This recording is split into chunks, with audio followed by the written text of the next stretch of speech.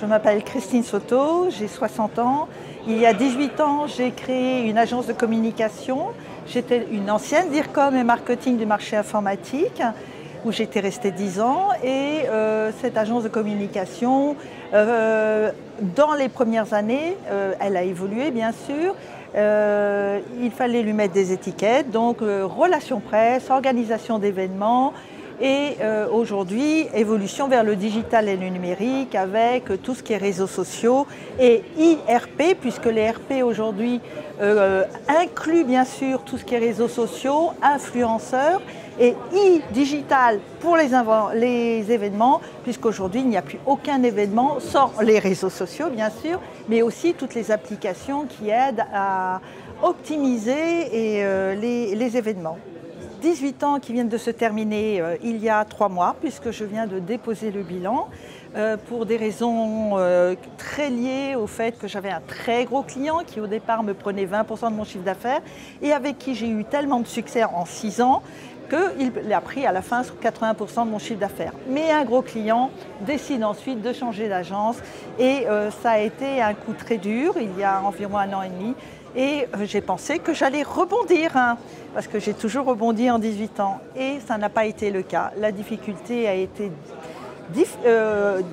lourde, beaucoup de devis. Nous sommes on va dire que nous sommes dans une économie où les entreprises demandent beaucoup de devis pour voir. Et en fait, vous faites beaucoup de travail pour pas grand-chose, même pour rien.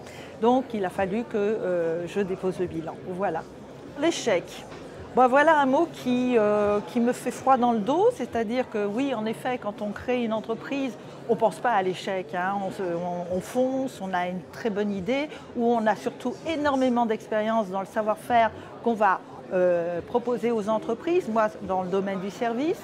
Et puis l'échec, quand vous arrivez, comme moi, à un dépôt de bilan au bout de 18 ans d'entreprise, ce n'est pas un mot qui convient. L'échec est brutal, c'est un mot qui est très brutal, qui fait très mal dans un pays qui ne l'accepte pas. Donc l'échec pour moi est un mot pas à bannir, mais en tout cas à traduire différemment. Quand on a 18 ans d'entreprise, ou 15, ou 13, ou même une petite dizaine, on a quand même monté, descendu la fameuse colline avec des hauts et des bas. On essaye et on fait le maximum bien sûr pour rebondir, pour retrouver des clients, prospecter quand on a déjà des clients, ce qui n'est pas toujours facile. Mais l'échec est un mot, comme disait Axel Lemaire tout à l'heure dans la soirée, c'est un mot en France qui est très compliqué et qui fait mal. Voilà. Donc moi, c'est un mot que je n'utilise pas. Le filet de sécurité, quand vous êtes bien entouré au départ ou quand vous créez votre entreprise, tout le monde vous en parle. Tout le monde vous en parle, c'est le signal d'alarme, tout le monde vous dit « tu ne peux pas créer une entreprise sans avoir des filets de sécurité ». Donc au départ, vous commencez, vous faites votre business, ça marche, et là, vous commencez au bout d'1 an ou 2 à vous dire « bon, on va aller chercher ce filet de sécurité ». Généralement, ce sont des assurances retraite aussi, ou des épargnes retraite, parce que vous savez très bien qu'en tant que libéral, ce qui était mon cas, vous n'aurez pas une retraite formidable, donc voilà.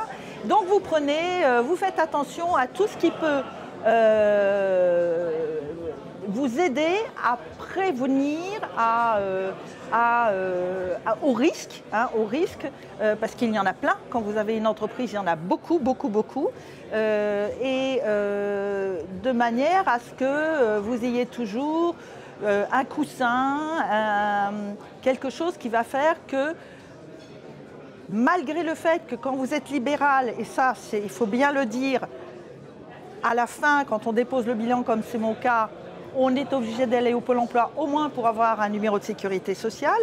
C'est en fait bête et méchant, mais voilà, vous retournez dans le système, et quand vous êtes libéral, vous n'avez le droit à rien du tout. Donc c'est là où vous êtes content d'avoir justement choisi des filets qui, au moment du dépôt de bilan, une fois qu'il sera officiel, vous pourrez récupérer certaines sommes que vous aurez épargnées pendant le cours de l'entreprise. Thank you.